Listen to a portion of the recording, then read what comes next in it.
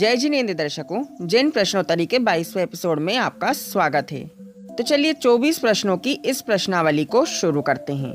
हमारा पहला प्रश्न है, गृहस्थ आश्रम विद्वानों द्वारा किस प्रकार पूज्य है?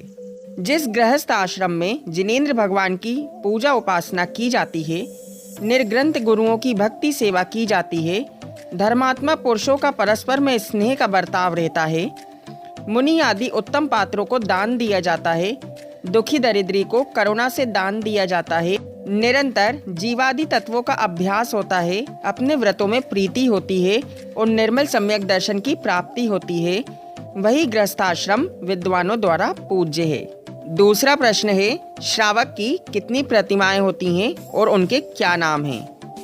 श्रावक की 11 प्रतिमाएं होती हैं। दर्शन प्रतिमा, व्रत प्रतिमा, सामायिक, प्रोषधोपवास, सचित त्याग, रात्रि भुक्ति त्याग, ब्रह्मचर्य प्रतिमा, आरंभ त्याग प्रतिमा, परिग्रह त्याग, अनुमति त्याग और उद्दिष्ट त्याग प्रतिमा।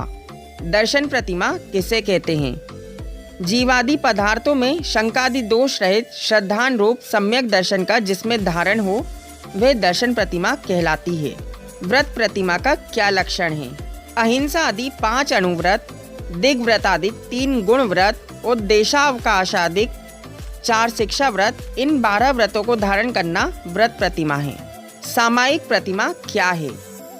तीनों कालों में समता धारण करना सामायिक प्रतिमा है। छठवां प्रश्न है, प्रोषद प्रतिमा क्या है? अष्टमी, चतुर्दशी आदि चारों पर्वों में आरंभ रहित उपवास करना चौथी प्रोषद प्रतिमा है। सचित्त त्याग प्रतिमा किसे कहते हैं? जिस प्रतिमा में सचित्त वस्तुओं का उपभोग ना किया जाए, उसको सचित्त त्याग नामक 5वीं प्रतिमा कहते हैं। 8वां प्रश्न है, रात्रि भुक्ति त्याग प्रतिमा का लक्षण क्या है? जिस प्रतिमा के धारण करने में रात्रि भोजन का सर्वथा निषेध किया गया है, उसको रात्रि भुक्ति त्याग प्रतिमा कहते हैं। 9वां प्रश्न है, क्या परिग्रहधारी को भी मुक्ति हो सकती है? नहीं। जिस प्रकार अग्नि शीतल नहीं हो सकती, उसी प्रकार परिग्रहधारी को मुक्ति नहीं हो सकती।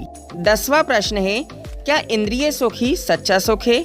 जिस प्रकार विष अमृत नहीं हो सकता है, उसी प्रकार इंद्रिय सुख भी कदापि सच्चा सुख नहीं हो सकता है। क्या यह शरीर सदैव स्थिर रहेगा? नहीं। जिस प्रकार बिजली स्थिर नहीं रहती, उसी प्रकार यह शरीर भी स्थिर नहीं रह सकता। 12वां प्रश्न है, क्या यह संसार वास्तव में रमणीय है? जिस प्रकार इंद्रजाल में रमणीयता नहीं होती, उसी प्रकार इस संसार में रमणीयता नहीं है, अर्थात यह संसार क्षणभंगुर है। 13वां प्रश्न है, आचार्यों ने किस प्रकार के गुरुओं की स्तुति की है? जो रत्नत्रय के धारी हैं, निर्ग्रंथ हैं, शांत मुद्रा के धारक हैं तथा कामदेव को जीतने वाले हैं। उन गुरुओं को आचार्यों ने मस्तक झुकाकर नमस्कार किया है। ज्ञानी जीव और अज्ञानी जीव द्वारा किए गए तप में क्या अंतर है?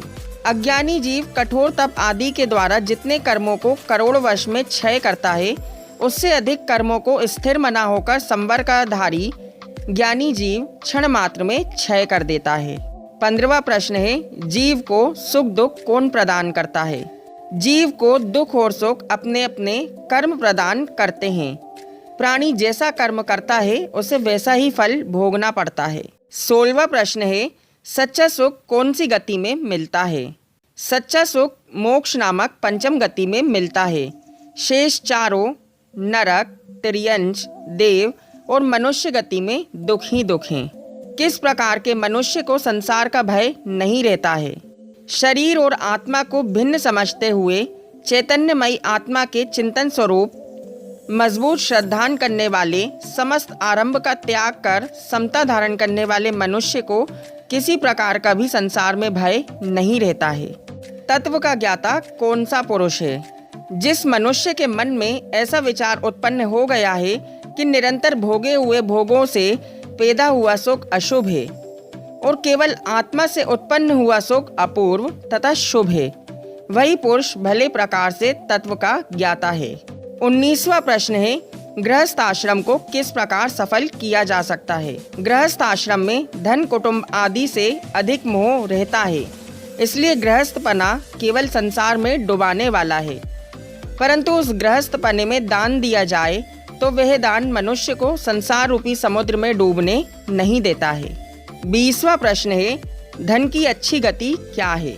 धन की अच्छी गति केवल दान ही है, अर्थात वह धन दान से ही सफल होता है। 21वां प्रश्न है, लक्ष्मी की वृद्धि किस प्रकार संभव है? जो मनुष्य लक्ष्मी पाकर निरभिमान होकर दान देते हैं वे इंद्रादि संपदाओं का भोग करते हैं। इसलिए लक्ष्मी की वृद्धि की आकांक्षा करने वाले मनुष्य को दान देना चाहिए। 22वां प्रश्न है, मनुष्य का शरीर अनित्य कैसे है? नित्य भोजन, पानी आदि को देने से ही शरीर चलता है। एक दिन भी इनके अभाव में यह मुरझा जाता है। हथियार, रोग, जल, अग्नि आदि से भी ये पल भर में नष्ट हो जाता है। शरीर अपवित्र किस प्रकार है? इस देह रूपी झोपड़े में दुर्गंधित और अपवित्र मलमूत्र, विष्ठा आदि भरा है। ऊपर से चाम ढका हुआ है। भूख प्यास आदि दुख लगे हैं, अर्थात ये दुखों का भंडार है तथा वृद्धावस्था रूपी अग्नि है। अंतिम प्रश्न है, अपने प्रिय वस्तु के नष्ट होने पर शोक करने से क्या नष्ट हो जाता है? अपने प्रिय स्त्री, पुत्र आदि के नष्ट होने पर प्राणी उन्मादी मनुष्य के समान बिना प्रयोजन अत्यंत शोक करता है, जिससे उसके धर्म, अर्थ व काम आदि का नाश हो जाता है। तो दर्शकों, आपको ये प्रश्नोत्तरी कैसी लगी आप हमें कमेंट करके ज़रूर बताएं। और अगर आपको यह वीडियो अच्छी लगी तो इस वीडियो को लाइक एंड शेयर करना ना भूलें। और अगर आप हमारे चैनल पर नए हैं तो जिनवानी ज्ञान चैनल को ज़रूर सब्सक्राइब करें। हम मिलेंगे नेक्स्ट वीडियो में ऐसे ही इंटरेस्टिंग टॉपिक के साथ। तब तक के लिए जय जिनेंद्र।